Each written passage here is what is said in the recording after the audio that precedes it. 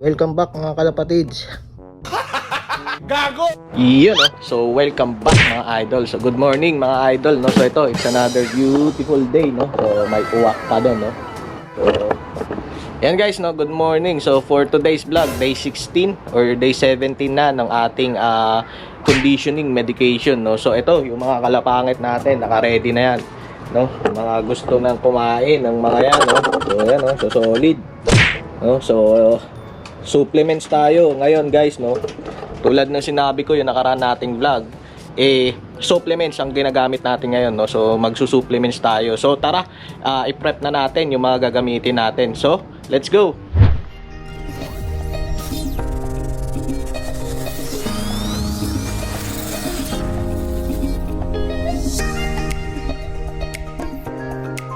Yun no, so welcome back mga idol no. So ito, nakatimpla na tayo nung ating mga gagamitin no. So nandiyan na lahat guys, pero bagong lahat, coffee muna tayo. Sarap no. So ito guys, sa patuka, ganun pa rin no. So wala tayong binago ganyan guys no.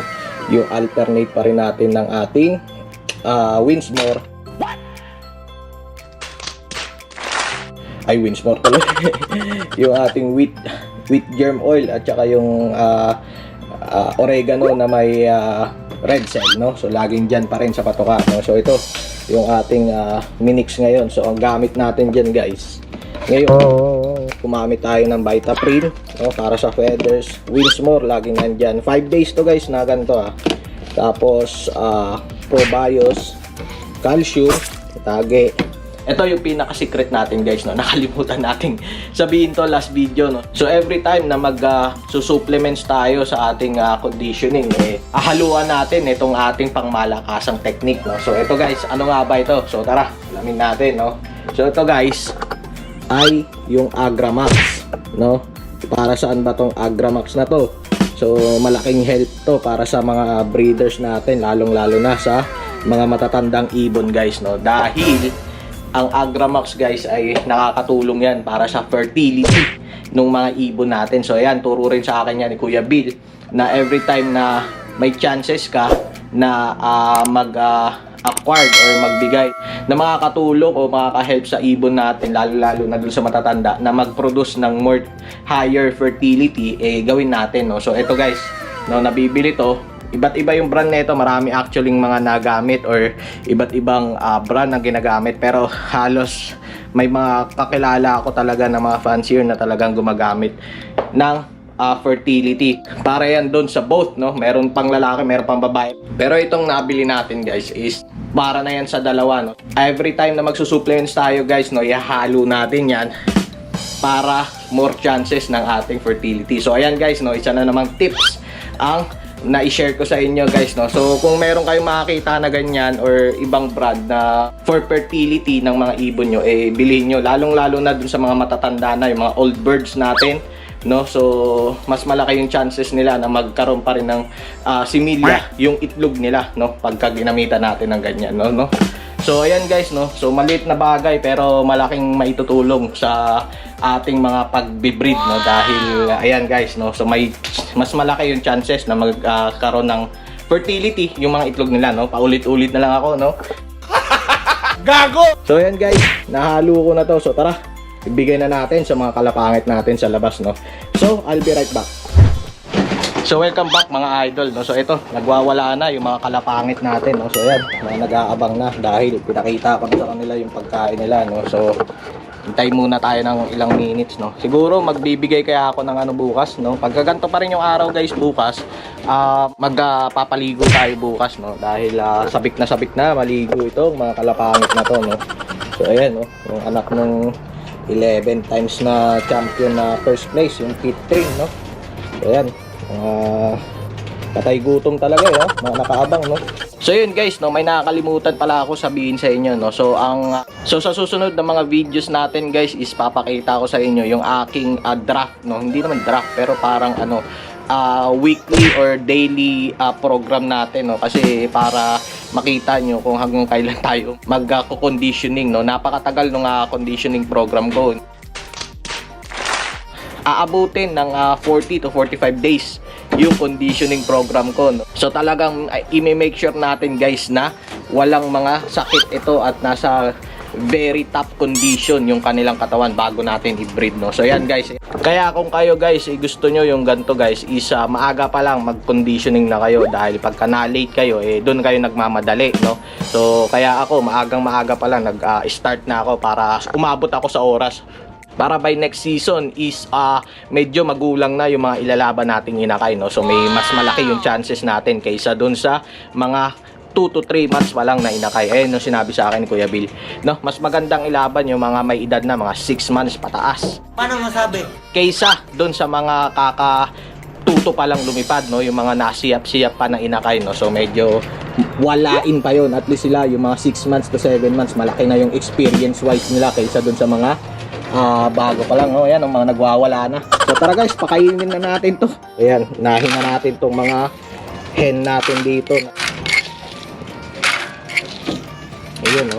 So guys, by the way, yung unboxing natin ng mga birds na nakuha natin kay Kuya Bill, yung nandyan, no. Hindi pa natin may unbox yan. Hintayin ko lang yung pedigree, no, para mas maganda-ganda yung unboxing natin dahil ginagawa pa ni Kuya Bill yung pedigree, no. Tinitrace niya pa yung mga nanay at tatay kay lolo. Pero nakasave na yon guys sa isang system, no. Iaano niya na lang sa akin, ito forward niya na lang daw sa akin, no. So, ayun. So ayan, no, pakainin na natin itong mga kalapangit na to at abang na naman, no, magutom na, no. So testing natin mga idol, no. Iyon, no, yung iba, yung pito ko pa lang alam nila kakain na no. So ayan, no. So ayan yung anak ng Hollywood guys, so yung recessive breed natin, no. Solid, ganda. Hold up. Ano yan, napakaganda na yan, no. Ito yung Arden natin, no, na black. So ayan na yung pit tray natin na gusto kong ipares dyan. Parang ayan yung nagpares guys yung pit tray na yan tsaka itong Hollywood. Kaya sobrang happy ako na ayan yung nagpares dahil ayan talaga yung pinaka mga gusto kong pagparisin, no. So hindi ko na kailangan i-force, no. So ayan, ayos, no. So tara, pakainin na natin at alam natin gutom na. Pinasabik pa natin. Iyon. So binuksan ko lang yung ilaw guys Kita nyo naman mga nakasampa sa loob. No? Teka, tignan lang natin at baka mamaya biglang may sumibat. Ay, magutom na yung mga kalapangit, oh.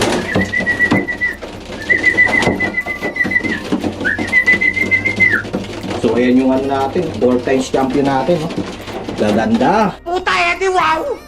So, let's go!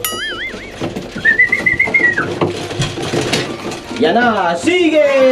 Labon! Mga kalapangit! Labon!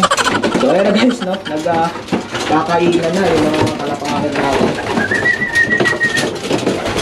Ayan, no? Sobra. Paano na nila. No? So, hopefully, makalipat na tayo anytime soon, guys. Para makapagpatayo tayo ng mas malaking breeding loft at saka flyers loft, no? So, papakain muna tayo doon sa ating mga cock section sa loob ng garahe, no? And then, kita-kits tayo mamayang gabi. So, papasok na ako, guys. So, peace out. So, yun. Welcome back, mga idol, no? So, ayan. Nakaset up na yung ating tripod, no? So, tara. Lagay na natin to. So, ito yung natira natin na patuka, no? Yung last natin ginagamit, yung kinukuha ni Herb. So, ngayon, bigay na natin to. Ganda, no? So ayan guys, lalagyan lang natin ng konting dagdag protein sa kanila, no? Pero solid na to guys, no? Kahit ganito lang ang pagkakaalam ko talagang magandang klaseng patukatong Bersilaga talaga. Bersilaga naman to guys, no? So alam niyo naman, pagka Bersilaga talagang isa sa mga well-known dito yan na brand. Bola lang yan. Mga medisina, supplement at saka patoka, no? So isa sa mga kilalang brand yan dito. Iyon, no? So balik tayo, no? Lagyan natin ng konting mani. Yes, sir. So, ito na yung mani natin, mga lodi. Patay gutom pa naman sa mani itong mga to.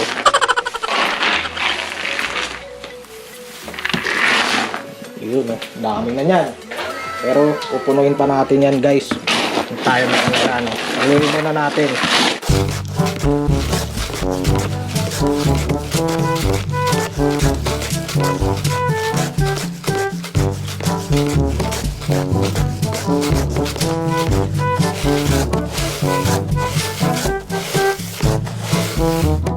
Ayun, kuha tayo ng iba pang seeds.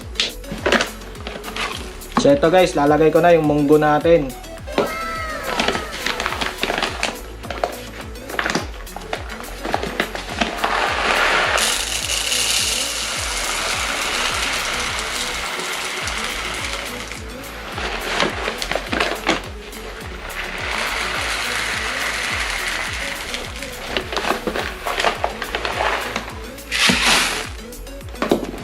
Hindi ko na ilagay sa lalagyanan tong munggo eh.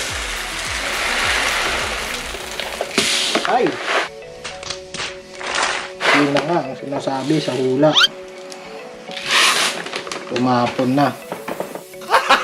Gago! A few inches later.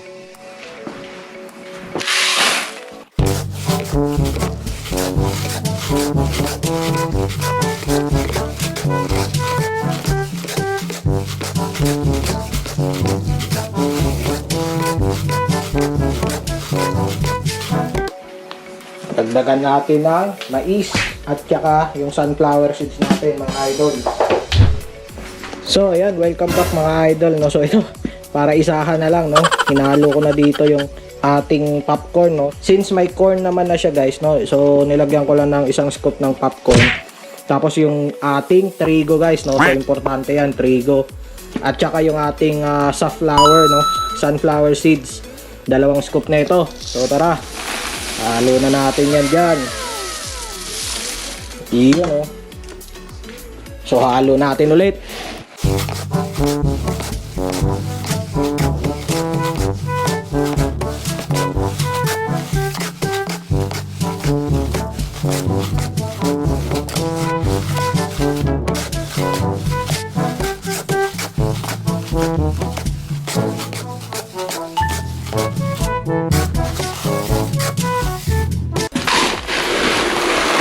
Tapos dagdagan natin na ito guys para mag-balance na siya.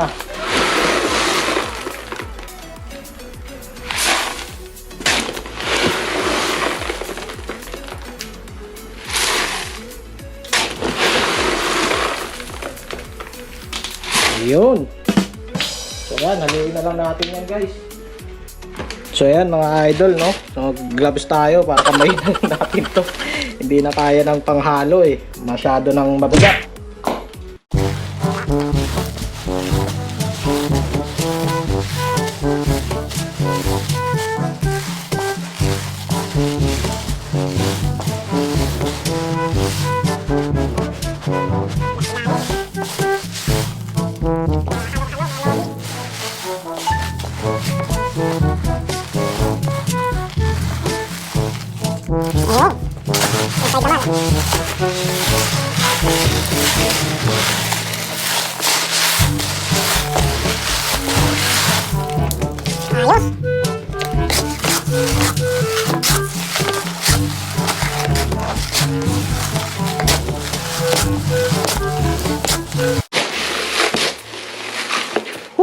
Pero papawisan ako ah.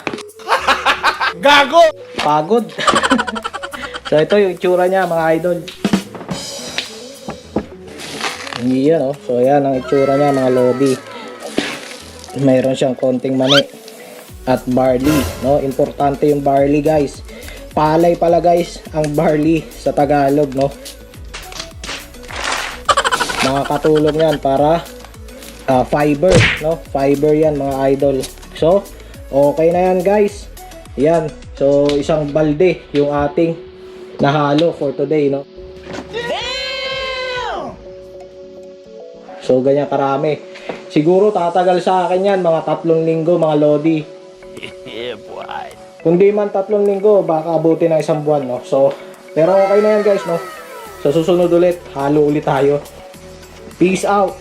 Eventually. Yun, no? So welcome back mga idol, no? So ito guys, nasa trabaho na ako, no? So pasensya na kayo, hindi na tayo nakapag-outro kaganina, no? Dahil nga papasok na ako. Nakalimutan ko rin kagabi.